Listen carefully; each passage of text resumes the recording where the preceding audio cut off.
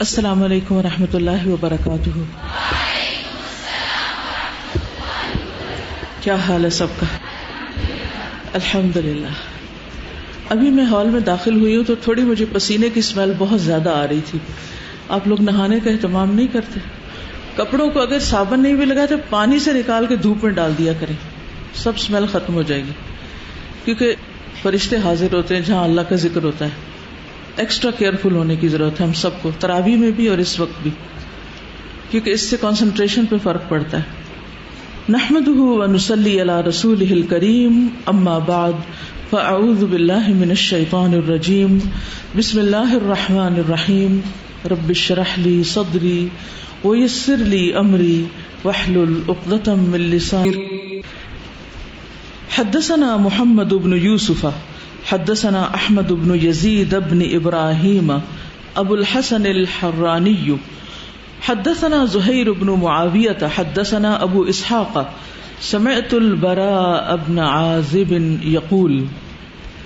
ابو اسحاق کہتے ہیں کہ میں نے براء بن عازب کو کہتے ہوئے سنا, جاء ابو بکر رضی اللہ عنہ, آئے ابو بکر رضی اللہ عنہ, الی ابی میرے باپ کے پاس, فی منزلہ ان کے گھر میں, یعنی ابو بکر رضی اللہ عنہ میرے والد کے پاس آئے اور فاشترى منہ رحلا, ان سے ایک پالان خریدا, کجاوا لکڑی کا ہوتا ہے نا جو اونٹ کے اوپر رکھ کے پھر اس پہ بیٹھتے ہیں, وہ خریدا.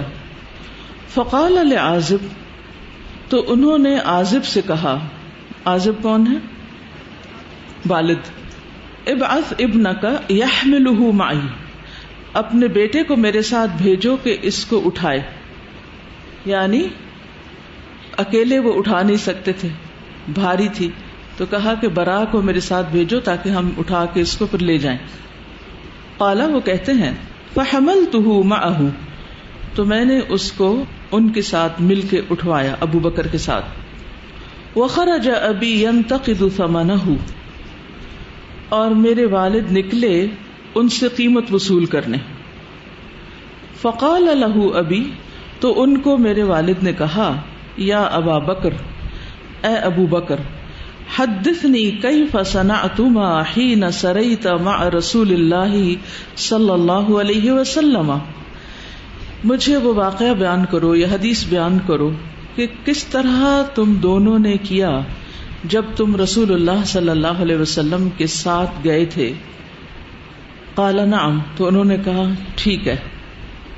اسرینا لیلۃ ومن الغد حتی قام قائم الظہیرۃ وخلت الطریق لا یمر فیہ احد. اسرینا, ہم رات کے وقت چل رہے تھے, سبحان الذی اسرا, رات کے وقت نکلنا. ہم رات کو چل رہے تھے, لیلتن رات کو, ومن الغد اور صبح بھی چلتے رہے, یعنی پوری رات سفر کیا اور پھر اگلے دن صبح بھی چلتے رہے. اتنا چلے, حتی قام قائم الظہیرہ, یہاں تک کہ دوپہر کا وقت ہو گیا. قام قائم, کھڑا ہو گیا, کھڑا ہونے والا دوپہر کا مطلب یہ ہے کہ دوپہر کا وقت ہو گیا. وخلت طریق, رستہ خالی ہو گیا یا خالی تھا. لا یمر فیہ احد, جس میں سے کوئی بھی گزر نہیں رہا تھا, یعنی جس رستے پہ ہم جا رہے تھے وہ رستہ بالکل خالی تھا, وہاں سے کسی کا گزر نہیں تھا. فرفعت لنا صخرۃ طویلۃ, تو بلند کی گئی ہمارے لیے ایک چٹان لمبی. اب یہ نہیں کہ اس وقت کسی نے اٹھا کے اوپر کی تھی, یعنی ہمیں دکھائی دی. رفعت لنا وہ اونچائی پر نظر آئی مراد ہے, جیسے درخت ہوتا نا اونچا, تو ایسی ایک چٹان اٹھی ہوئی تھی. لہا ظل, جس کا سایہ تھا. لم تأتی علیہ الشمس, اس پر سورج نہیں آیا تھا. فنزلنا عندہ, تو ہم اس کے پاس اتر گئے. وسویت للنبی صلی اللہ علیہ وسلم مکانا بیدی, تو میں نے آپ صلی اللہ علیہ وسلم کے لیے اپنے ہاتھ سے جگہ بنائی, یعنی ہاتھ سے جگہ ہموار کی کہ آپ آرام کر سکیں. ینام علیہ, کہ آپ اس پر سو سکیں.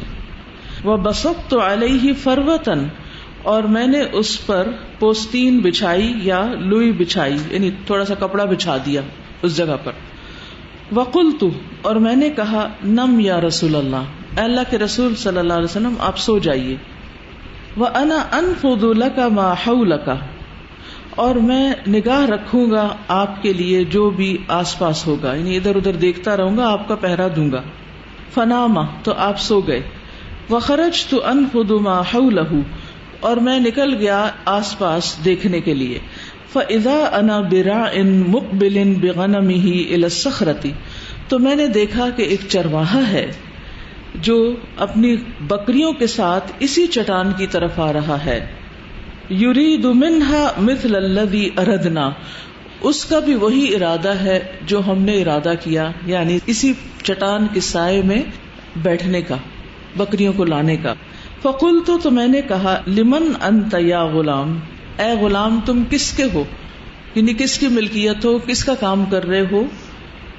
فقال لرجل من اہل المدینہ او مکہ، تو اس نے کہا مدینہ یا مکہ والوں میں سے کسی شخص کا غلام ہوں، یعنی انہیں یاد نہیں کہ مکہ یا مدینہ میں سے کسی کا وہ چرواہا تھا. قلت، میں نے کہا، افی غنمک لبن، کیا تمہاری بکریوں میں دودھ ہے؟ قال نعم، کہنے لگا جی ہاں. قلت افتحلب، میں نے کہا کہ کیا تم اس کو دوہو گے، یعنی دودھ نکالو گے اس کا؟ قال نعم، اس نے کہا جی ہاں. فاخذ شاطن، تو اس نے ایک بکری لے لی. فقلت، تو میں نے کہا، انفض، جھاڑو، الدرع، اس کے تھن کو، اس کا تھن جھاڑ لو. من الترابی، مٹی، والشعری، اور بال، والقضا، اور کچرا وغیرہ جو اس پہ لگا ہوا ہے. یعنی بکریاں جب نیچے بیٹھتی ہیں تو ان کے تھن بھی زمین پہ لگتے ہیں، اور پھر زمین پہ جو بھی کچرا، کوئی تنکے وغیرہ، مٹی، گندگی، وہ بھی ساتھ چمٹ جاتا ہے. تو لازم ہوتا ہے کہ جب اس کا دودھ نکالا جائے تو اس سے پہلے اس کے تھن کو صاف کیا جائے، دھویا جائے. تو انہوں نے کہا کہ پہلے اس کو صاف کرو. قال، وہ کہتے ہیں، فرأیت البراء، میں نے دیکھا برا کو. ابو اسحاق جو اس حدیث کے راوی ہیں وہ کہتے ہیں میں نے دیکھا برا کو، یضرب احدى یدیہ علی الاخرى، کہ وہ اپنا ایک ہاتھ دوسرے ہاتھ پہ مار کے یوں ینفض، جھاڑ رہے ہیں، یعنی ایک ہاتھ دوسرے پہ مار کے اس کو جھاڑ رہے ہیں. فحلب فی قاب کشبۃ، تو اس نے دودھ دویا میرے لیے ایک لکڑی کے پیالے میں، من لبن، تھوڑا سا دودھ. ومعی ادوات، اور میرے پاس ایک پانی کی چھاگل تھی. یعنی حضرت ابو بکر کہتے ہیں کہ میرے پاس پانی بھی تھا. حملتها للنبی صلی اللہ علیہ وسلم، میں نے اسے نبی صلی اللہ علیہ وسلم کے لیے ساتھ رکھ لیا تھا، یعنی سفر شروع کرنے سے پہلے پانی بھی رکھ لیا تھا. یرتوی منہا، آپ اس سے سیراب ہوتے تھے، پانی پیتے تھے. یشرب و یتوضأ، آپ پیتے اور وضو بھی کرتے. فأتیت النبی صلی اللہ علیہ وسلم، تو میں نبی صلی اللہ علیہ وسلم کے پاس آیا. فکرہت ان اوقظہ، تو مجھے ناگوار ہوا کہ میں آپ کو جگاؤں، آپ سو رہے تھے تو مجھے جگانا اچھا نہیں لگا. فوافقتہ، تو میں نے آپ کی موافقت کی، یعنی انتظار کیا، ٹھہرا رہا. حین استيقظ، یہاں تک کہ آپ بیدار ہوئے. فصببت من الماء علی اللبن، تو میں نے ڈالا پانی میں سے دودھ پر، یعنی کچھ پانی دودھ میں ملایا. حتی برد اسفلہ، یہاں تک کہ اس کا سب سے نچلا حصہ یعنی پیندہ بھی ٹھنڈا ہو گیا. یعنی جب آپ اٹھے تو اس وقت اس چھاگل میں سے پانی نکال کے دودھ میں ملایا تو دودھ بھی ٹھنڈا ہو گیا. اتنی گرمی ہوتی ہے کہ بکریوں کے تھن سے نکلا ہوا دودھ بھی گرم. فقلت، تو میں نے کہا، اشرب یا رسول اللہ، اے اللہ کے رسول پیجئے. قال، وہ کہتے ہیں، فشربا، تو آپ نے پیا.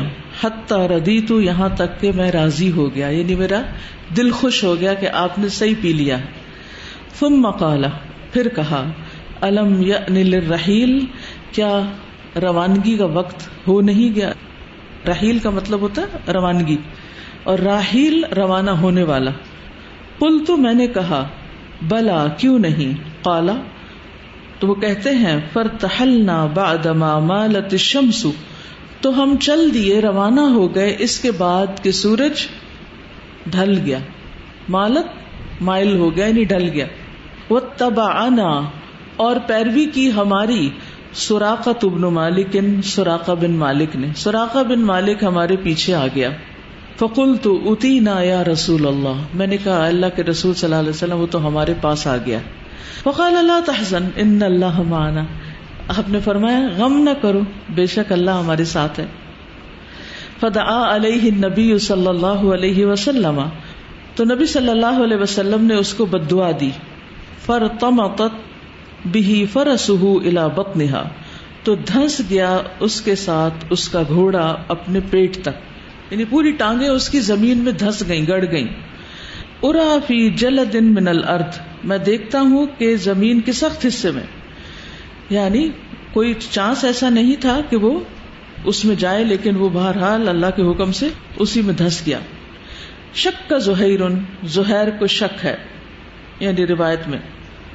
فقال انی اراکما قد دعوتما علیہ، تو سراقہ کہنے لگا میرا خیال ہے کہ تم دونوں نے مجھے بد دعا دی ہے. فادعوا لی، تو میرے لیے دعا کرو. ان ارد عنکما الطلبہ، یعنی جو تمہیں طلب کرنے ڈھونڈنے آئے گا میں اس کو بھی پھیروں گا. فدعا لہ النبی صلی اللہ علیہ وسلم، تو نبی صلی اللہ علیہ وسلم نے اس کے لیے دعا کی. فنجا، تو وہ نجات پا گیا. فجعل لا یلقى احدا، تو وہ پھر نہ ملتا کسی ایک کو، الا قال، مگر کہتا کفیتکم ما ہنا، میں تمہیں کافی ہوں، میں دیکھ آیا ہوں، کوئی وہاں نہیں ہے. فلا یلقى احدا الا ردہ، تو نہ وہ سراقہ ملا کسی ایک سے مگر اس نے اس کو واپس پھیر دیا. قال، تو آپ نے فرمایا ووفى لنا، تو اس نے ہم سے اپنا وعدہ وفا کیا تھا. اس حدیث میں بہت سی چیزیں ہیں سیکھنے کی. حدیث کے راوی جو ہیں وہ براء ابن عازب ہیں، اور وہ ایک واقعہ بیان کرتے ہیں. بعض اوقات ہمیں تاریخ میں ان ساری باتوں کے بارے میں پڑھا ہوتا ہے، لیکن وہ جو ایک ہوتا ہے نا کہ امیجری جو ہوتی ہے، یا ایک خاکہ یا ایک پوری جیتی جاگتی تصویر جسے کہتے ہیں، وہ نہیں ہمیں پتا ہوتی کہ ریئل سچویشن کیا تھی، ہو کیا رہا تھا. وہ بڑی دلچسپ ہوتی ہے نا کہ کون سا کام کن حالات میں ہو رہا تھا. اور اصل کمال یہی ہوتا ہے کہ انسان حالات کی پرواہ نہ کرے اور کرنے کا کام کرتا رہے. پھر یہ بھی پتا چلتا ہے کہ ان صحابہ کی آپس میں ڈیلنگ کیا تھی، اور کتنے پریکٹیکل لوگ تھے، کتنے زیادہ پروڈکٹیو اور ضروری بات کرنے والے اور کام کی بات کرنے والے اور مفید بات کرنے والے. سب سے پہلے آپ دیکھیے کہ براء ابن عازب کہتے ہیں کہ ابو بکر میرے والد کے پاس آئے ان کے گھر میں، اور ان سے ایک کجاوا خریدا. تو اس سے ہی پتہ چلتا ہے کہ ان کے والد اس کا کاروبار کرتے تھے، اور بڑا ہی ہوں گے یا لے کے بیچتے ہوں گے. تو انہوں نے عازب سے کہا، اپنے والد کی بات کریں کہ عازب سے کہا کہ اپنے بیٹے کو بھیجو کہ میرے ساتھ اس کو اٹھائے، میں اس کو اٹھا نہیں سکتا. وہ کہتے ہیں کہ میں نے پھر آپ کے ساتھ اٹھا کے اس کو لے گیا. اب کاروبار تو باپ کا ہے، لیکن بیٹا کتنا سعادت مند ہے کہ اس میں مددگار ہے. بیٹا باپ کے کام میں مددگار ہے. وہ ابو بکر کے ساتھ اٹھا کر لے جاتا ہے اور کجاوا ان کے گھر چھوڑ کے آتا ہے. پھر کیا ہوتا ہے، کجاوا گھر پہنچ جاتا ہے تو والد پیسے لینے کے لیے آتے ہیں. کہتے ہیں فقال له ابی یا ابا بکر حدثنی کیف صنعتما، کاروبار ہو رہا ہے، دنیا کی باتیں ہو رہی ہیں، لین دین ہو رہا ہے، سامان دیا جا رہا ہے، پیسے لینے آئے ہیں، لیکن اس موقع پر بات کیا کرتے ہیں؟ کچھ اور بھی تو کر سکتے تھے. وہ حضرت ابو بکر سے پوچھتے ہیں کہ اچھا بتاؤ کہ وہ ہجرت کے سفر میں کیا ہوا تھا، ہجرت کا کوئی واقعہ سناؤ. اب یہ سننا کس قدر فائدے کا تھا اور یہ سنانا. حضرت ابو بکر نے بغیر کسی تعامل کے اور بغیر کسی رکاوٹ کے فوراً ہی بتا دیا کہ کیا ہوا تھا، اور اس کا ایک خاص حصہ یہاں آ گیا. اگر اس وقت یہ کہتے کہ نہیں پھر کبھی صحیح تکلف سے کام لیتے، یا پھر یہ کہ سستی سے کام لیتے، تو یہ حدیث تو روایت نہ ہوتی اور پھر اس ذریعے سے ہمیں تو نہ پہنچتی. پھر یہ بھی پتہ چلتا ہے کہ ایک شخص ایک وقت میں کجاوے کا تاجر ہو سکتا ہے، بڑھئی ہو سکتا ہے، کاریگر ہو سکتا ہے، اور اس کے ساتھ ساتھ حدیث کا راوی بھی ہو سکتا ہے. ہمارے ہاں عموماً ان چیزوں کو تقسیم کر دیا گیا ہے. پڑھے لکھے لوگ ایک الگ کلاس ہیں اور کاریگر الگ کلاس ہیں، مذہبی طبقہ الگ ہے، دنیا دار طبقہ الگ ہے، کوئی ایلیٹ کلاس ہے اور کوئی مولوی کلاس ہے، اور جو یہ کام کر رہے ہیں اس میں ان کو نہیں دخل دینا، انہیں ادھر نہیں آنا، جو یہ کر رہے ہیں ان کا کوئی کام نہیں کہ وہاں جانے کی کوئی ہمت کریں. اور اس طرح ایک مسلمان سوسائٹی کو مختلف گروہوں میں بانٹ دیا گیا ہے، کلاسز میں بانٹ دیا گیا ہے، اور ہر ایک اپنی ہی کلاس میں اور اپنے ہی گروہ میں خوش ہے. بما لدیہم فرحون. حضرت ابو بکر رضی اللہ تعالی، آپ دیکھیے کہ کوئی معمولی انسان نہیں تھے، بہت بڑے تاجر تھے خود، پھر خلیفہ بھی بنے، بہت پڑھے لکھے انسان تھے، انساب کے ماہر تھے. نبی صلی اللہ علیہ وسلم کے ساتھ جب دعوتی ٹورز پر ہوتے تو آپ کو مختلف قبائل کے انساب بتاتے، اور ان انساب کے ذکر کے ساتھ آپ ان قبیلوں کا دل موہتے اور پھر ان کو دین کی دعوت دیتے. تو کس طرح آپس کے تعلق اور کوآرڈینیشن کے ساتھ چیزیں کتنی خوبصورت بن کے نکلی. ایسا نہیں کہ کچھ لوگ جو مخصوص قسم کے پیشے اختیار کرتے ہیں، کوئی موچی ہے یا نائی ہے یا بڑھئی ہے، یا ان کو عموماً ہمارے پنجاب کے علاقے میں کیا کہا جاتا ہے، کمی کمین. اور جو زمیندار جو ہوتا ہے وہ بڑے تکبر اور فخر کے ساتھ کہتا ہے کہ کمی کمین. ان کو ہمیشہ لک ڈاؤن کرتا ہے، حقیر سمجھتا ہے، ذلیل سمجھتا ہے، اپنے برابر نہیں بیٹھنے دیتا، ان کو ایک الگ ہی مخلوق سمجھا جاتا ہے. اور پھر یہ مزاجوں میں یہ تکبر آ جاتا ہے، اور ساری زندگی وہ دو گروہ الگ الگ رہتے ہیں.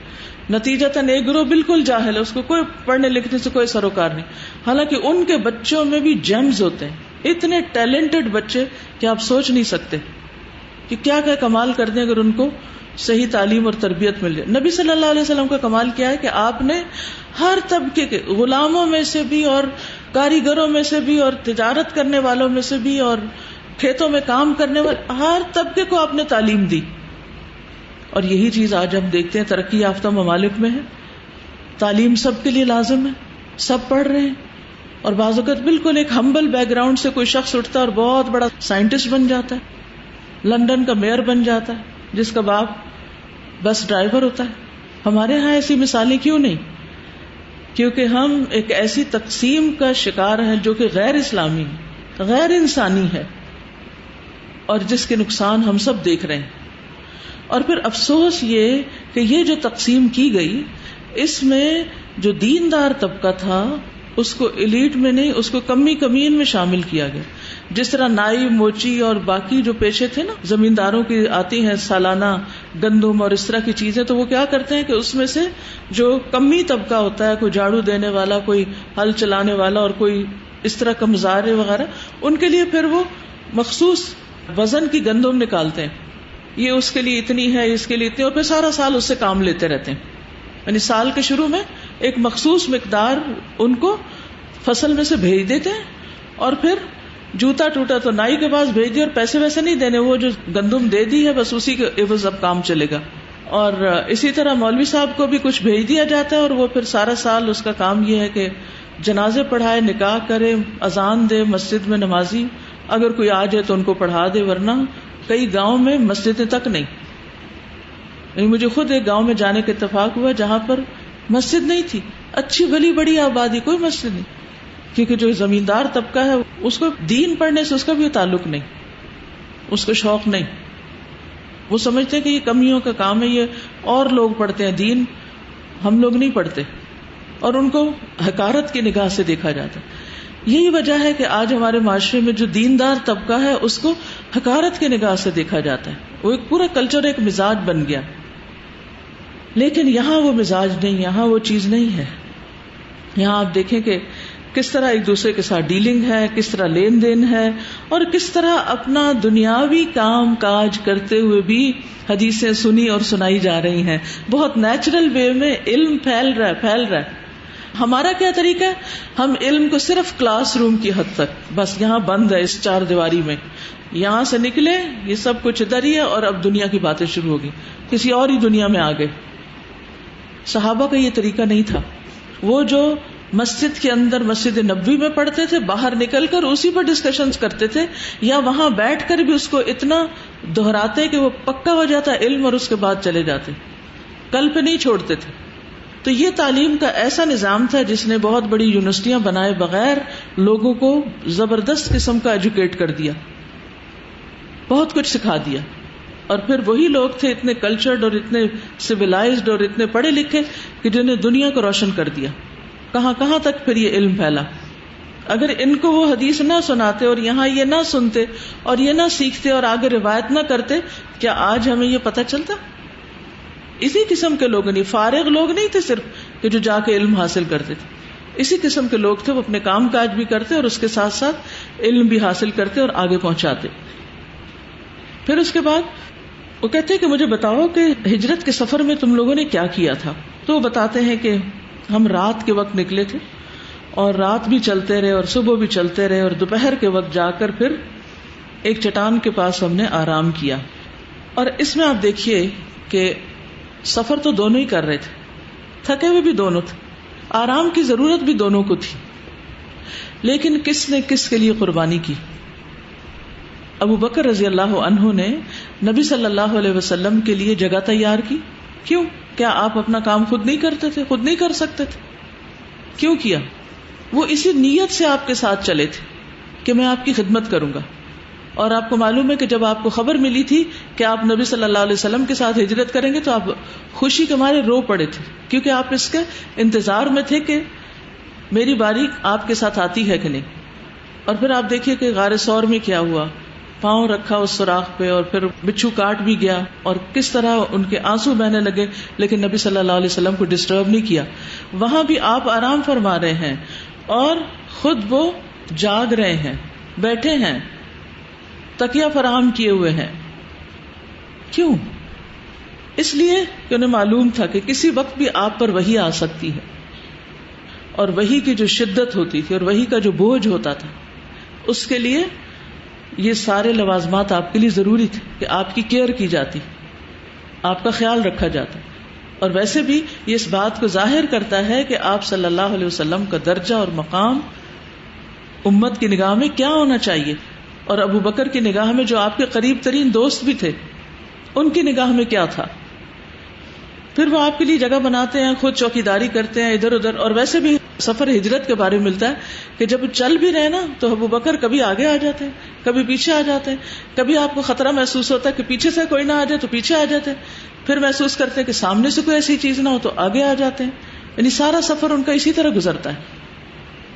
یعنی صرف سفر نہیں کر رہے بلکہ اس کے ساتھ ساتھ اپنی ذمہ داری بھی نبھا رہے ہیں، کام بھی کر رہے ہیں.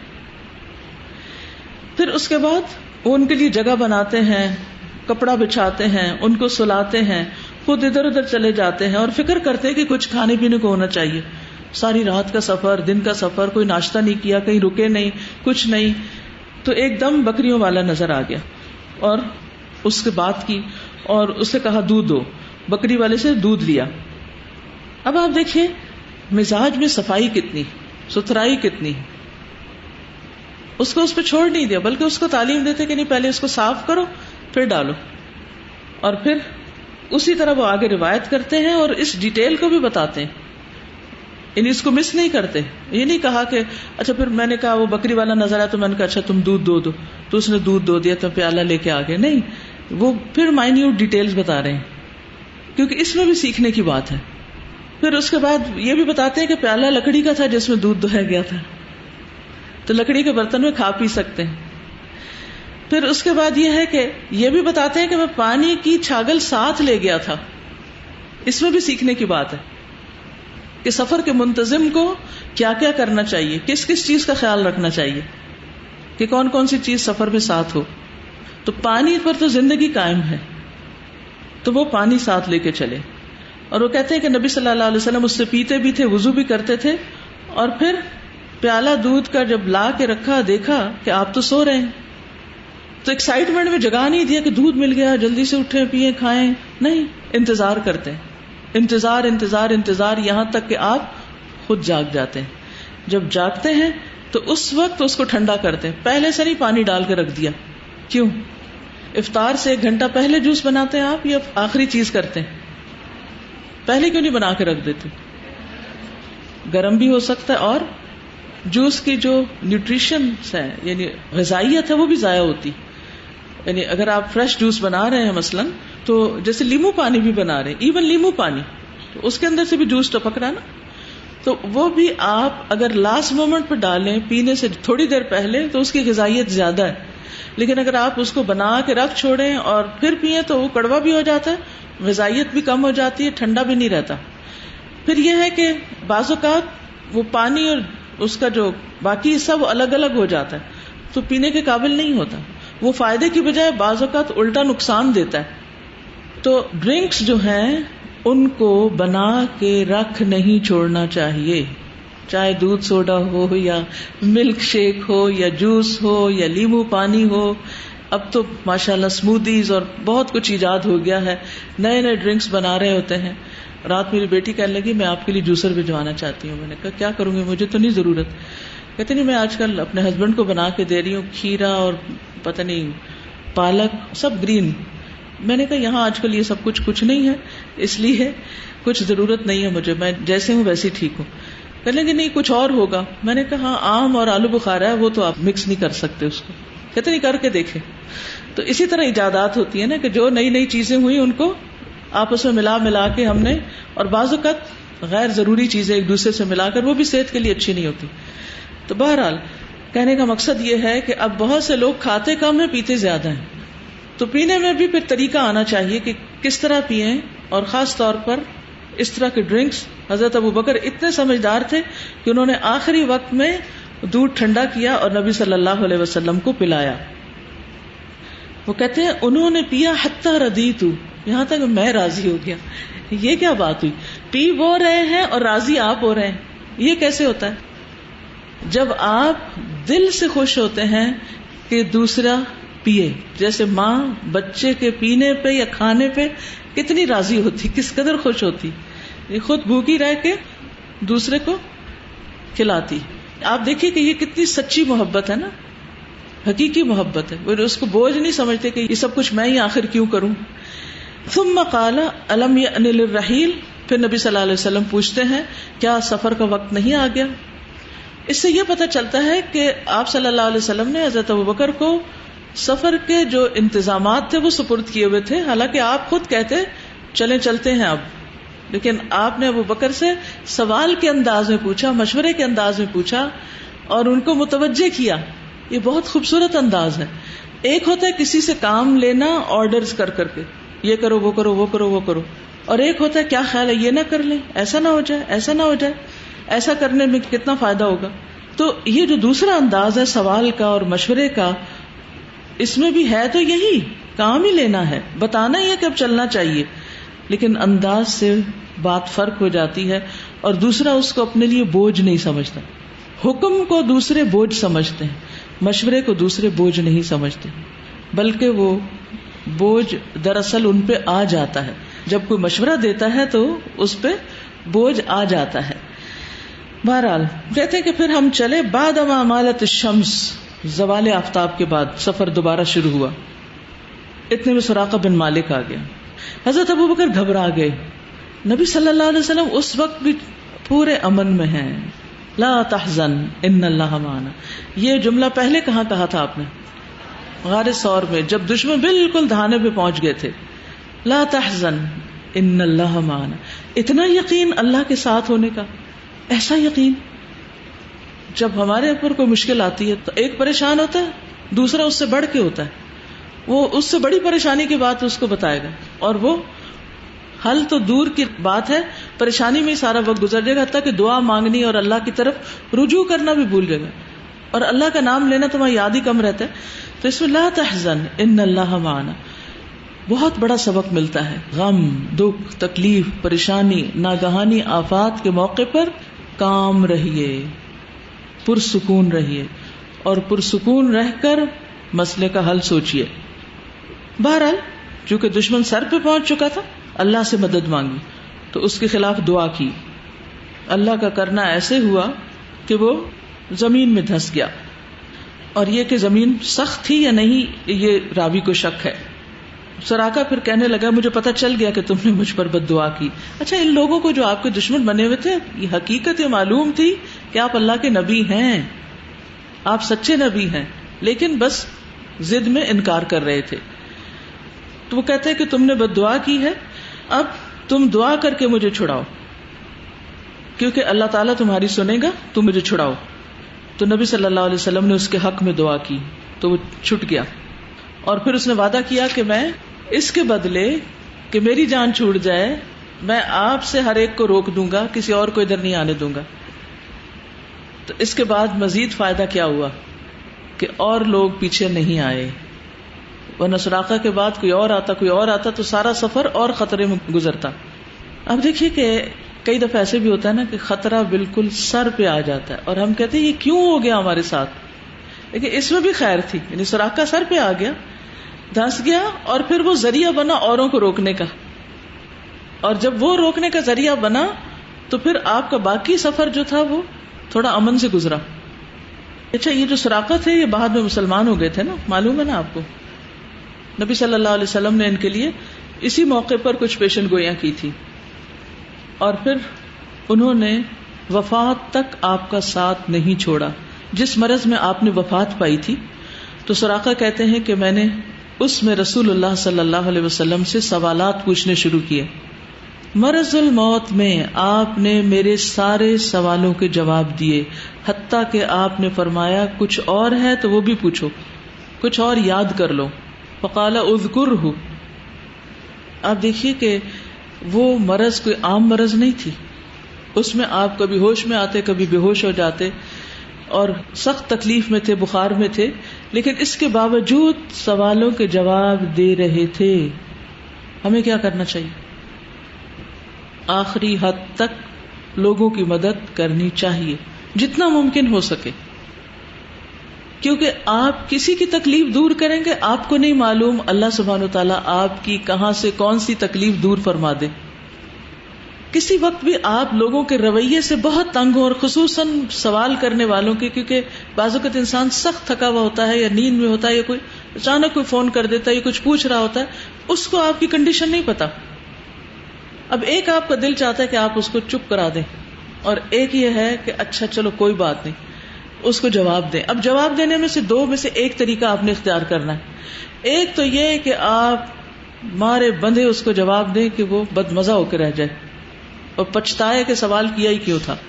اور ایک یہ ہے کہ آپ اپنی کیفیت کو کنٹرول کریں اور آپ اس کی مدد یہ سوچ کے کریں کہ جس طرح اس تکلیف کی حالت میں اپنی تکلیف پر دوسرے کی تکلیف کو ترجیح دے کر اس کی تکلیف دور کر رہا ہوں، تو اللہ سبحانہ وتعالیٰ اس کا بدلہ بھی اتنا ہی بہترین دیں گے. لہٰذا مجھے اس شخص کو جتانے کی بالکل ضرورت نہیں ہے کہ تم نے بے وقت سوال کیا اور تم نے غلط سوال کیا اور تم کیوں سوال کر رہے ہو، یا یہ کہ میں تمہیں جواب دے کر بہت احسان کر رہا ہوں تم پر. یہ ساری باتیں اللہ تعالیٰ ہر بندے کے دل میں ڈالتے ہیں، سکھاتے ہیں، لیکن ہم سیکھتے نہیں ہیں. ہمیں یہ پتہ ہوتی ہیں باتیں. کوشش کیجئے، ٹرائی کیجئے. بعض اوقات ایسا تھا آپ بالکل سونے لگتے ہیں، آپ کے ہسبینڈ گھر آتے ہیں اور کہتے ہیں مجھے دودھ گرم کر دیجیے. ایک یہ ہے کہ آپ سو جائیں اور ایک یہ ہے کہ آپ دودھ گرم کر دیں. پھر آپ کیا سوچ کے اٹھتے ہیں اور کیا سوچ کے غصہ کر کے سو جاتے ہیں. اچھا، جب آپ اس وقت بڑبڑانے لگتے ہیں کہ یہ کوئی وقت ہے دودھ پینے کا اور یہ کوئی وقت ہے جلدی آنا چاہیے تھا وغیرہ وغیرہ، کوئی اس طرح کی نصیحتیں شروع کر دے انسان، اور پھر خود سونے کی کوشش کرے. سو سکتے ہیں؟ سو نہیں سکتے. پھر آپ یعنی اس وقت آپ نے اپنی فرسٹریشن تو نکال لی لیکن نیند بھی بھاگ دی. اس سے بہتر تھا کہ جا کے کام کر دیتے. اس طرح کی سچویشنز ہر وقت کہیں نہ کہیں کسی نہ کسی طرح پیش آتی رہتی ہیں. تو اس میں انسان جب کسی کے لیے کوئی کام کر رہا ہو تو جتائے نہ. جتانا جو ہے یہ بہت برا ہے، اس سے آپ کی محنت ضائع ہو جاتی. لا تبطلوا صدقاتکم بالمن والاذى، احسان جتا کے اذیت دے کے. اچھا، اذیت دینے میں بعض اوقات یہ نہیں ہوتا کہ ہم کسی کو کوئی گالی گلوچ کر رہے ہوتے ہیں. اذیت میں موڈ آف کر لینا بھی ہوتا ہے، بات نہ کرنا. کسی بات پہ موڈ آف ہو گیا بس، اور اب کام بھی کر رہے ہیں اور موڈ آف ہے. Of of of. کیا یہ دوسرے کے لیے اذیت کی کیفیت نہیں؟ اور اکثر خواتین گھر میں اسی قسم کی حرکت کر کے بچوں کے لیے، شوہر کے لیے، ساس سسر کے لیے، سرونٹس کے لیے، سب کے لیے وہ ایک خاتون عذاب قائم کیے رکھتی، سب کو اذیت میں مبتلا کرتی. کیونکہ بچے بھی کس کو دیکھ رہے ہوتے ہیں؟ ماں کو دیکھ رہے ہوتے ہیں. شوہر بھی کس کو دیکھ رہا ہے؟ بیوی کو دیکھ. اگر شوہر کا موڈ آف بھی ہے نا تو وہ بچوں کو اتنا نہیں بادر کرتا، لیکن ماں کا ہو جائے تو بچوں کے لیے بڑا تکلیف دہ ہوتا ہے. پھر اس کے بعد سروینٹس کو بھی کس سے کام ہے؟ اسی سے کام ہے، ماں سے. ساس سسر بھی کس پہ ڈیپینڈ کر رہے ہیں؟ اپنی چھوٹی موٹی ضرورتوں کے لیے اسی پہ ڈیپینڈ کر رہے ہیں. اب اس ایک کا موڈ آف ہو گیا، سارا گھر اندھیرا ہو گیا. ہم نے کبھی سوچا ہی نہیں کہ ہم اپنی ان حرکتوں کی وجہ سے گھروں کو کس طرح جہنم بنائے رکھتے ہیں. اب ایک طرف ہم قرآن بھی پڑھ رہے ہیں، ہم حدیثیں بھی سن رہے ہیں، ہم اچھے اخلاق کی باتیں بھی کرتے ہیں، اور جس وقت عمل کی باری آتی ہے تو ہمارے موڈ چراغ بجھ جاتے ہیں، کیونکہ ہمیں ذرا سا زیادہ کام کرنا پڑ رہا ہے. اور اکثر موڈ کب آف ہوتے ہیں خواتین کے؟ کوئی مہمان آ جائے، کوئی رشتہ دار آ جائے، کوئی ذرا سا زیادہ کام کرنا پڑ جائے، پھر موڈ آف ہو جاتا ہے. جب کوئی کام نہ ہو، انجوائے کر رہے ہوں، سیر و تفریح کر رہے ہوں، موڈ بہت اچھا ہوتا ہے. گھر سے باہر موڈ بہت اچھا ہوتا ہے، لیکن ذرا سی ذمہ داری نبھانی پڑے موڈ آف ہو جاتا ہے. تو ہم سب کو اپنے ان رویوں پہ غور کرنے کی ضرورت ہے. ہمارا اخلاق کیا گھر سے باہر دیکھا جائے گا یا گھر کے اندر دیکھا جائے گا؟ خیرکم خیرکم لأہلہ وأنا خیرکم لأہلی. تم میں سے اچھا وہ ہے جو اپنے گھر والوں کے لیے اچھا ہے. اگر آپ گھر والوں کے لیے اچھے نہیں تو پھر کہاں کے اچھے؟ تو بہرحال نبی صلی اللہ علیہ وسلم کی سیرت میں بہترین سبق ہے ہمارے لیے. لقد کان لکم فی رسول اللہ اسوۃ حسنہ. مرض الموت میں ہے، سراقہ آئے ہیں. سراقہ کو دیکھتے ہی شاید پہلا خیال آپ کو وہی پہلا سین، وہ کہتے ہیں جو سب سے پہلا انٹریکشن ہوتا ہے وہ سب سے پہلے آتا ہے یاد. لیکن اس کے باوجود آپ ان کے سارے سوالوں کے جواب دے کے کہتے ہیں اچھا کچھ اور ہے تو وہ بھی پوچھ لیں. حدثنا معل بن اسد حدثنا عبد العزيز بن مختار حدثنا خالد عن اکرمۃ عن ابن عباس رضی اللہ عنہما ان النبی صلی اللہ علیہ وسلم دخل على اعرابی يعوده فقال وكان النبي صلی اللہ علیہ وسلم اذا دخل على مريض يعوده قال لا بأس طهور ان شاء الله فقال له لا بأس طهور ان شاء الله قال قلت طهور کلا بل ہی حمى تفور على شیخ کبیر تزیرہ القبور فقال النبی صلی اللہ علیہ وسلم فنعم اذن. امام بخاری کہتے ہیں کہ ہم سے معلّہ بن اسد نے بیان کیا، ان کی کنیت ہے ابو الہیثم العمی، کمی نہیں عمی، عمی. یہ بصری ہیں اور یہ بحث بن اسد کے بھائی ہیں روات میں سے. یہ ان ائمہ میں سے تھے جن پر بھروسہ کیا جاتا ہے. ابو حاتم رازی کہتے ہیں کہ میں نے ان کی کسی غلطی پر اطلاع نہیں پائی سوائے ایک حدیث کے. اب دیکھیے کہ جو محدثین ہیں یا ناقدین ہیں وہ کتنی امانت سے کام لیتے ہیں کہ ان کی باقی حدیثیں ٹھیک ہے، ایک حدیث ان کی ٹھیک نہیں. جو ٹھیک ہے وہ ٹھیک ہے، جو ٹھیک نہیں وہ ٹھیک نہیں. ایک کی وجہ سے باقی سب کو بھی ختم نہیں کر دیا. اچھا ایک کیوں نہیں ٹھیک تھی؟ اس کی کیا وجہ؟ ہم سب انسان ہیں، کوئی بھی پرفیکٹ نہیں. ہر کسی سے کہیں نہ کہیں کوئی غلطی ہو جاتی، لیکن غلطی کو جنرلائز نہیں کر لینا چاہیے کہ اس نے یہ غلطی کہ بس یہ پورا ہی غلط ہو گیا، اٹھا پھینکو اس کو. نہیں، یہ غلطی ہے اس کی لیکن باقی چیزیں اچھی بھی ہیں. یہ انصاف کا تقاضا ہوتا ہے. کسی کے بارے میں رائے دیتے ہوئے، کوئی اوپینین رکھتے ہوئے، دل میں سوچتے ہوئے، گمان رکھتے ہوئے انصاف کا گمان رکھیں.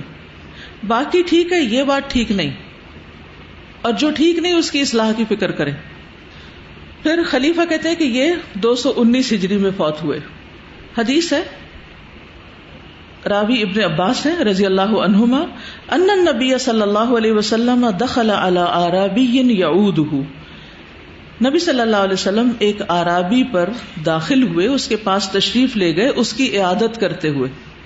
فقالا، تو ابن عباس کہتے ہیں وکان النبی صلی اللہ علیہ وسلم، کہ نبی صلی اللہ علیہ وسلم کی عادت یہ تھی اذا دخل علی مریض، جب کسی مریض کے پاس جاتے یعودہ اس کی عادت کرتے ہوئے، قالا تو فرماتے لا بأس طہور انشاءاللہ، کوئی بات نہیں، سب صاف ہو جائے گا انشاءاللہ. دشمن کے آتے ہوئے خوف اور خطرے کے وقت کیا کہا؟ لا تحزن ان اللہ معنا. بیمار ہو لا بأس، کچھ نہیں ہوتا، ڈونٹ وری، ٹھیک ہو جائے گا، سب صاف ہو جائے گا، جسم مزید پاک ہو جائے گا گناہوں سے بھی اور میل کچیل سے بھی. کیونکہ ہر بیماری کسی نہ کسی طرح انسانی جسم کو صاف بھی کرتی. بخار کی جب شدت ہوتی ہے نا تو جسم کے اندر سے بہت سے زہریلے مادے جل جاتے ہیں، ختم ہو جاتے ہیں، جسم ان کو باہر نکال دیتا ہے پسینے کے ذریعے یا اور طریقے سے. تو اسی طرح جب قے شروع ہوتی ہے مثلا کسی کو، تو قے سے کیا ہوتا ہے، اندر کی زہر قے کے ذریعے باہر نکل جاتی. کسی کو موشن شروع ہو جاتے ہیں، اس میں بھی ڈائجسٹو سسٹم کا زہر جو ہے یا گندگی جو ہے وہ نکل جاتی. اسی طرح اور بیماریاں بھی انسان کے لیے بعض اوقات شفا کا ذریعہ بنتی ہیں، زہریلے مادوں کو دور کرنے کا ذریعہ بنتی.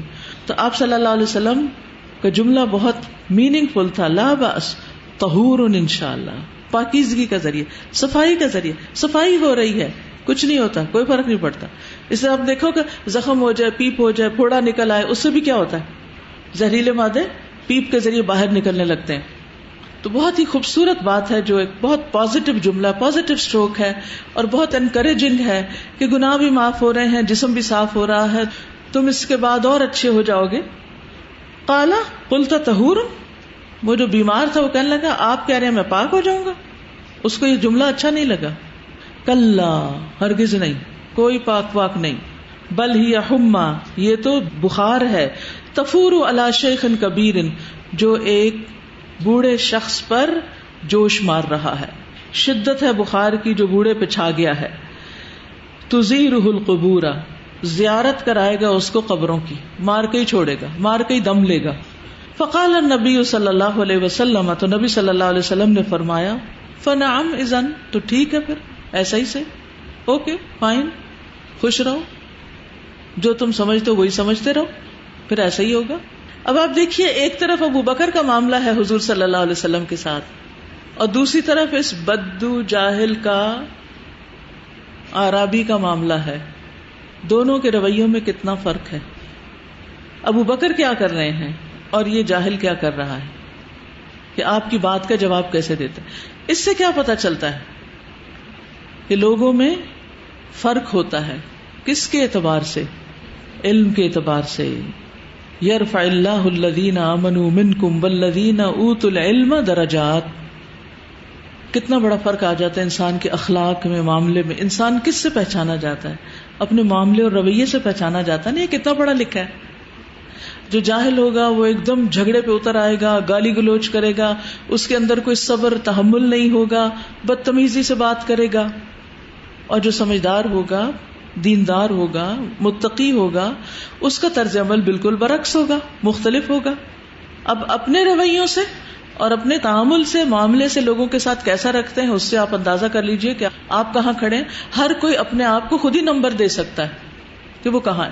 اکا دکا کبھی کبھار تو ہر ایک کو غصہ آ ہی جاتا ہے اور کمی بیشی ہو جاتی ہے، لیکن دیکھنے کی بات یہ ہے کہ ہم اپنے بڑوں کے ساتھ کیا کرتے ہیں، والدین کے ساتھ، ساس سسر کے ساتھ، شوہر کے ساتھ، استاد کے ساتھ، دادا دادی، نانا نانی کے ساتھ، علم اور رتبے میں بڑے لوگوں کے ساتھ ہم کس طرح پیش آتے ہیں. بعض لوگ آپ سے عمر میں چھوٹے ہو سکتے ہیں لیکن علم میں بڑے ہو سکتے ہیں، تو ان سے اس طرح معاملہ نہ کریں جیسے کسی بچے سے معاملہ کیا جا رہا ہوتا ہے یا کسی عام شخص سے کیا جا رہا ہوتا ہے. والذین اوتوا العلم درجات، یہ درجات اللہ نے دے رکھے ہیں. ان کو ایکسپٹ کرنا اور اس کے مطابق لوگوں سے معاملہ کرنا یہ دین کا حصہ ہے. صرف ہمیں اپنے کلچر کو اور اپنے بیک گراؤنڈ کو نہیں دیکھنا کہ وہاں کمی اور زمیندار کی تقسیم ہو گئی ہے تو ہم بھی اسی طرح ہر ایک سے معاملہ کریں. نہیں، حدیث میں آتا ہے انزل الناس منازلہم، لوگوں کو ان کی منزلوں، ان کے مقامات پر رکھو. یعنی جس کا جو سٹیٹس ہے، جو رتبہ ہے، درجہ ہے، اسے اس پر رکھو، اس کے مطابق معاملہ کرو. تو اللہ نے جن لوگوں کو ہماری زندگی میں ہم سے بڑا کر دیا ہے اور کچھ کو ہم سے چھوٹا کر دیا مختلف اعتبار سے، تو یہ اللہ نے کیا ہے نا، اسے ایکسپٹ کر لینا چاہیے اور اس کے مطابق ہی دوسروں سے ڈیل کرنا چاہیے، چاہے ہماری کسی سے ضد بھی کیوں نہ ہو. کوئی نہ بھی اچھا لگتا. بعضوں کو تو ایسا نہیں ہوتا کہ ہر ایک سے تعلق اچھا ہو, لیکن اس کے باوجود چونکہ وہ رتبے میں, درجے میں, عمر میں, مقام میں, ڈیوٹی کے اعتبار سے ہم سے بڑا. بعضوں کو ایسا ہوتا ہے جیسے آپ کے گروپ انچارجز ہیں, ہو سکتا ہے آپ سے عمر میں چھوٹے ہوں یا برابر ہی کیوں, یا ہاسٹل کے یا دیگر لوگ جو ہیں تھوڑا بہت عمر میں اونچ نیچ ہو سکتی ہے. تو اب جس کو امیر بنایا گیا ہے آپ پر, ذمہ دار بنایا گیا ہے, چاہے وہ عمر میں چھوٹا ہے, چاہے وہ تعلیم میں کم ہے, چاہے وہ کچھ بھی ہے, لیکن وہ آپ کا امیر ہے, اس کی عزت کرنا, اس کی بات سننا, اس کی بات ماننا آپ پر لازم ہے, الا یہ کہ کوئی حرام کام کا حکم دے رہا ہو. حضرت اسامہ شاید 17 سال کے تھے جب آپ کی فوج میں حضرت ابوبکر اور حضرت عمر بھی جا رہے تھے. محمد بن قاسم نے کس طرح ملتان تک وہ پہنچ گیا تھا, فتح کرتے کرتے اس کے پیچھے بڑے بڑے لوگوں کے لشکر تھے. جو امیر بنا دیا جائے, کوئی کوآرڈینیٹر یا انچارج یا جو بھی اس کو آپ کہہ لیں, پھر اس کی عزت احترام, اس کی بات سننا ماننا یہ ضروری ہو جاتا ہے. اس کے اوپر کیا لازم ہے کہ وہ اپنے ماتحتوں کے ساتھ عزت احترام سے بات کرے, اور اس پر بھی لازم ہے کہ وہ اس کو رسپیکٹ دے, ریگارڈ دے. اور اگر کوئی ایسا نہیں کرتا تو وہ صرف اپنے ساتھ نقصان کر رہا ہے, اپنا نقصان, اپنا امیج خراب کر رہا ہے. وہ بتا رہا ہے کہ میری اصلیت کیا ہے, میں کون ہوں. آپ کا رویہ, آپ کی گفتگو, آپ کا انداز بتائے گا آپ کون ہیں. اب آپ دیکھیے کہ اس حدیث سے ایک اور بات پتہ چلتی ہے کہ آپ پازیٹیو وے میں بات کر رہے ہیں, وہ نیگیٹو لے رہا ہے اس بیماری کو. تو بیماری میں دونوں رویے ہو سکتے ہیں. ایک یہ کہ اللہ نے میرے درجے بلند کرنے کے لیے, میرے گناہ معاف کرنے کے لیے مجھے اس آزمائش میں ڈالا ہے, اور ایک یہ کہ میرے ساتھ اچھا نہیں کیا اللہ نے, نعوذ باللہ, اور میرے ساتھ کیوں کیا, اور مجھے نہیں لگتا کہ میں بچوں گا, اب تو لگتا ہے موت ہی آنی وغیرہ. یہ سارے منفی خیالات ہیں, شیطان کے وسوسے ہو سکتے ہیں, ان سے گریز کرنا چاہیے. اب آپ دیکھیے, جب اس نے کہا کہ یہ بخار تو مجھے قبر میں ہی لے کے جائے گا, تو نبی صلی اللہ علیہ وسلم نے کوئی آرگیو نہیں کیا, مزید نصیحت بھی نہیں کی, سمجھایا بھی نہیں, کچھ باتیں نہیں کی. کہا اچھا ٹھیک ہے, پھر ایسا تو ایسے ہی سب, چلو پھر وہاں تم اس پہ راضی ہو تو ایسے ٹھیک. تو کچھ لوگ جو اس قسم کے اکھڑ ہوتے ہیں, نادان ہوتے ہیں, ان سے بحث نہیں کیا کرتے. وہ ایک حدیث یا ایک بات کا انکار کر دے تو ایک اور نہیں اوپر سے سناتے کہ میں تو جیت کے ہی چھوڑوں گا اس بحث کو, میں تو ایک اور دلیل لاؤں گا اور ایک اور لاؤں گا, اور ایک نہیں, چھوڑ دو ان کو ان کے حال پہ. کیونکہ کچھ لوگوں کا علاج خاموشی ہوتی, کچھ لوگوں کا علاج ان کے ساتھ ان کی غلط چیزوں پر موافقت ہوتی ہے. اچھا یہ تمہارے لیے, تم اس کو اپنے لیے اچھا سمجھتے رہو, ٹھیک ہے, ہمارا فرض تھا بتانا, آگے تمہارا کام ہے, تم جو کرتے ہو تمہارے اپنے لیے. یہاں سے ایک اور بات یہ پتہ چلتی ہے کہ ہمیں اللہ سبحانہ و تعالیٰ کے بارے میں ہمیشہ حسن ظن رکھنا چاہیے, چاہے غار ثور میں ہیں, چاہے چٹان کے نیچے ہیں, سفر ہجرت میں ہیں, چاہے بیمار ہیں, کہیں پر ہیں, حسن ظن. نبی صلی اللہ علیہ وسلم نے فرمایا, اللہ تعالیٰ فرماتا ہے کہ میں اپنے بندے کے گمان کے ساتھ ہوں جو وہ میرے متعلق رکھتا ہے, اور میں اس کے ساتھ ہوں جب وہ مجھے یاد کرے, میں اس کے ساتھ ہوں جب وہ مجھے یاد کرے. اگر وہ مجھے اپنے دل میں یاد کرتا ہے تو میں اس کو اپنے دل میں یاد کرتا ہوں, اور اگر وہ مجھے کسی جماعت میں یاد کرتا ہے تو میں بھی اسے اس سے بہتر جماعت میں یاد کرتا ہوں. اگر وہ مجھ سے ایک بالشت قریب ہوتا ہے تو میں اس سے ایک گز قریب ہو جاتا ہوں. اگر وہ ایک گز قریب ہوتا ہے تو میں اس سے دونوں ہاتھوں کے پھیلاؤ کے برابر یعنی 2 گز قریب ہوتا ہوں. اگر وہ میری طرف چل کر آئے تو میں اس کی طرف دوڑ کر آتا ہوں. یہ ہے اللہ کا معاملہ. ہم اللہ سے حسن ظن رکھیں گے تو اللہ سبحانہ و تعالیٰ بھی ہم سے اچھا معاملہ فرمائے گا. اللہ تعالیٰ فرماتے ہیں, حدیث قدسی ہے, میں اپنے بندے کے گمان کے مطابق ہوں, وہ میرے ساتھ جیسا چاہے گمان رکھے. پھر اسی طرح ابو ہریرہ سے روایت ہے کہ رسول اللہ صلی اللہ علیہ وسلم نے فرمایا, ایک تاجر شخص لوگوں سے قرض کا لین دین کرتا تھا, چیز دے دی, پیسے بعد میں آ جائیں گے. جب وہ دیکھتا کہ کوئی تنگ دست آدمی پیمنٹ نہیں کر پا رہا, قسطیں پوری نہیں ہو رہی, تو اپنے اہلکاروں سے کہتا کہ اسے درگزر کرو, جانے دو, معاف کر دو, اسے دوبارہ نہ پوچھنا, شاید اللہ ہمیں معاف کر دے. تو اللہ نے اس سے درگزر کا معاملہ کیا. اس شخص کی معافی کیوں ہو گئی؟ کیونکہ اس نے اللہ سے اچھا گمان کیا تھا. یعقوب علیہ السلام کو حسن ظن کیا تھا. جب انہوں نے آ کے کہانی سنائی کہ وہ بھیڑیا کھا گیا اور یہ سب کچھ ہو گیا, تو انہوں نے کوئی آرگیومنٹ نہیں کی اپنے بچوں کے ساتھ, بلکہ صرف اتنا کہا, عسى اللہ ان یأتینی بہم جمیعا انہ هو العلیم الحکیم. مجھے امید ہے کہ اللہ سب کو واپس لے آئے گا، اللہ تعالیٰ سب ملانے والا ہے. یعنی پہلی دفعہ بھی یوسف کو جب کھویا تو یہی صبر کی بات کی، جب دوسری دفعہ یا بنیامین کو کھو دیا پھر بھی یہی بات کی. اور یہ حقیقت ہے کہ انسان جیسی امید رکھتا ہے ویسا ہی اس کو پھل ملتا ہے. موت کے وقت ایک شخص نے کہا کہ میرے دل میں ڈر بھی اور امید بھی، تو آپ نے فرمایا کہ یہ ایمان کی حالت ہے. انسان جس کی امید رکھتا ہے اس کو وہ ملے گا، اور جس چیز سے ڈرتا ہے اللہ تعالیٰ اس کو اس سے محفوظ رکھے گا. اسی طرح جب دعا کریں تو حسن ظن رکھیں، میری دعا قبول ہو جائے گی انشاءاللہ. لیکن اکثر ہمارا حال کیا ہوتا ہے جب ہم کوئی دعا کرتے ہیں؟ بتائیے. 99% دعا کرتے ہوئے ہمارے دل میں یہ ہوتا ہے چلو مانگ لیتے ہیں، ملنا تو شاید مشکل ہی ہے. یہ نہیں ہونا چاہیے. 1% تو ہو سکتا ہے کہ شاید نہ ہو، لیکن باقی تو یقین ہونا چاہیے کہ ملے گا انشاءاللہ. اچھا گمان رکھیں.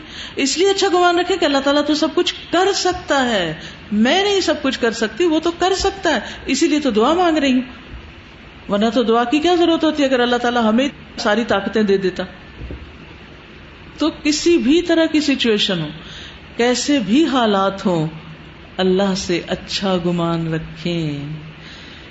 میں نے 4 صفحے پڑھانے کا سوچا تھا اور یہ 4 حدیثیں بھی آج نہیں ہوئی. اصل میں کچھ احادیث ایسی ہیں کہ جن میں زندگی گزارنے کے بہت سے طریقے ہیں. انشاءاللہ چلیں دوڑ لگا لیں گے پھر. سبحانک اللہم و بحمدک اشہد ان لا الہ الا انت استغفرک و اتوب الیک. السلام علیکم و رحمۃ اللہ وبرکاتہ.